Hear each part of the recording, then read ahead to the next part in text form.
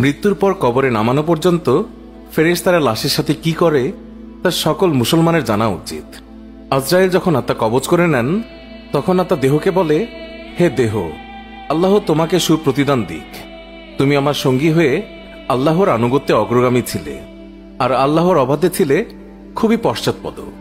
তুমি আমার পক্ষ থেকে মুবারকবাদ গ্রহণ করো, কেননা আজ তুমি নিজেও মুক্তি পেয়েছ আর আমাকেও নাজাত দিয়েছ।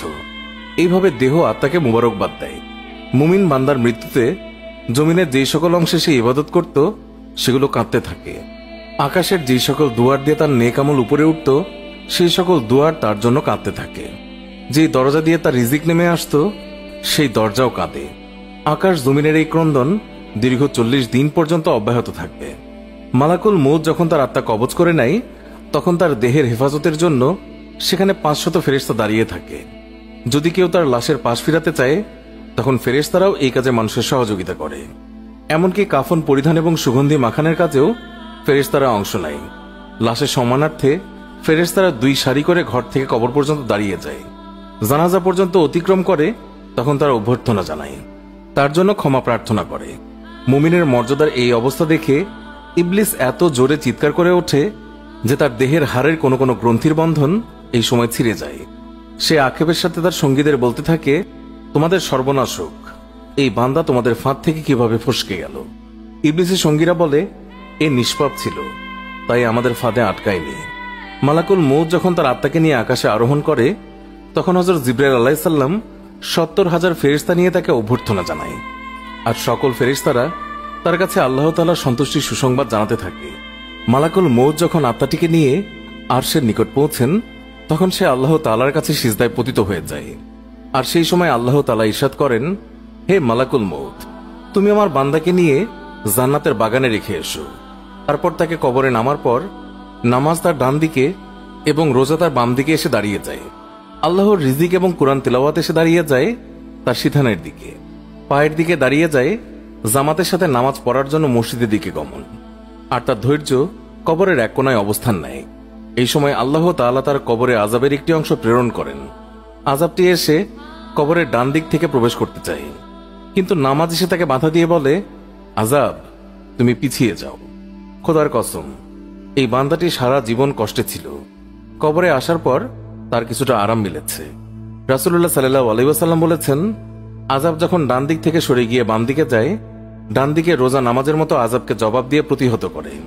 আযাব এবার মাথার দিক থেকে আসতে চেষ্টা করলেও একই রকম জবাব আসে। মোট কথা, আযাব যে দিক থেকেই আসতে চায় সেই দিক থেকেই তার জন্য প্রতিবন্ধকতার সৃষ্টি হয়। অবশেষে আযাব যখন দেখে আল্লাহ তাআলার এই নেক বান্দার আমল সব দিক থেকেই তার জন্য প্রতিবন্ধকতার দেয়াল সৃষ্টি করে রেখেছে তখন সে ফিরে যায়। আর সেই সময় সবর ওঠে নেক আমল সমূহকে বলতে থাকে, এই আযাবের প্রতিরক্ষায় আমি এই জন্য আসিনি যে মূলত তোমাদের শক্তির পরিমাণ দেখা আমার উদ্দেশ্য ছিল। আমি যদি তাকে প্রতিহত করতে ব্যর্থ হতাম তাহলে আমি অবশ্যই এসে এই বান্দাকে আযাব থেকে রক্ষা করতাম। তোমরাই যখন যথেষ্ট হয়ে দাঁড়ালে তখন আমি এই বান্দার জন্য অতিরিক্ত সঞ্চয় হয়ে রয়ে গেলাম। পুলসিরাত আর মিজানে আমি তার কাজে আসব। এরপরে এই বান্দার কাছে 2 জন ফেরেশতা আসে যাদের চোখ নীল বর্ণের, আওয়াজ ভয়ঙ্কর, গরুর শিঙের ন্যায় দাঁত এবং তার শ্বাসের সাথে নাসা রন্ধ্র দিয়ে অগ্নিশিখা বের হয়। ফেরেশতাদের উভয়ের কাঁধের মধ্যবর্তী স্থান খুবই প্রশস্ত। তারা মুমিন বান্দা ছাড়া কারো উপর দয়া করতে জানে না। 2 জন ফেরেশতাকে মুনকার নাকির বলা হয়। এদের হাতে একটি হাতুড়ি থাকে। এটি এতই ভারী যে সকল মানব দানব মিলে একত্রিত হলেও তা উত্তোলন করতে সক্ষম হবে না। এই 2 জন ফেরেশতা কবরে প্রবেশ করে লাশকে বলে, উঠে বসো। লাশ তৎক্ষণাৎ উঠে বসে যায় এবং কাফনের কাপড় খুলে যায়।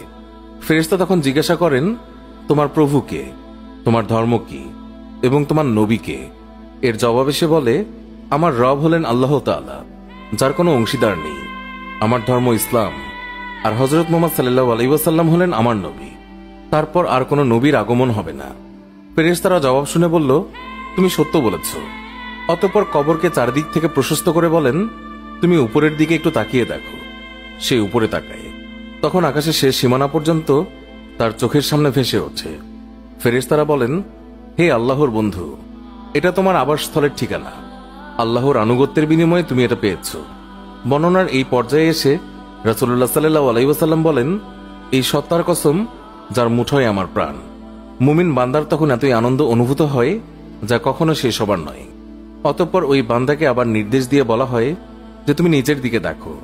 নিচের দিকে যখন সে তাকায় তখন সে দোজকের শেষ সীমানা পর্যন্ত তার দৃষ্টির গোচরে চলে আসে।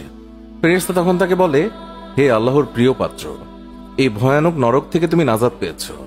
রাসূলুল্লাহ সাল্লাল্লাহু আলাইহি ওয়াসাল্লাম ইরশাদ করেছেন, ওই বান্দার এই সময় এমন পুলক হয় যা কখনো সমাপ্ত হবার নয়। অতঃপর স্বর্গের ৭৭টি দরজা তার জন্য উন্মুক্ত করে দেয়া হয়। এইসব দুয়ার দিয়ে জান্নাতের সৌরভ এবং সুশীতল সমীরণ তার কবরে পৌঁছাতে থাকে এবং ততদিন পৌঁছাবে যতদিন সে কবরে থাকবে। রাসূলুল্লাহ সাল্লাল্লাহু আলাইহি ওয়াসাল্লাম আলোচনার ধারাবাহিকতা অব্যাহত রেখে বলেন, এরপর আল্লাহ তাআলা মালাকুল মউতকে নির্দেশ দিয়ে বলেন, তুমি আমার দুশমনের নিকট যাও এবং তাকে আমার কাছে নিয়ে এসো। আমি প্রাচুর্যের সাথে তাকে রুজি দিয়েছি, সীমাহীন নিয়ামতের বাড়িপাত করেছি তার উপর, কিন্তু সে আমার সাথে শুধু অবাধ্যতাই করে ফিরেছে। এবার এই দুশমনকে আমার সামনে হাজির করো। মালাকুল মউত আল্লাহর নির্দেশ পেয়ে এমন কদাকার বেশে ওই বান্দার নিকট আগমন করে যে কেউ কোনোদিন এমন ভয়ঙ্কর আকৃতি দেখেনি। তার 12টি চোখ থাকে, তার কাছে এমন একটি লৌহ শলাকা থাকে যা শাখা ও কাঁটা বিশিষ্ট। মালাকুল মউতের সাথে আরো 5 জন ফেরেশতা থাকে। এদের প্রত্যেকের সাথেই থাকে জাহান্নাম থেকে নিয়ে আসা আগুনের চাবুক।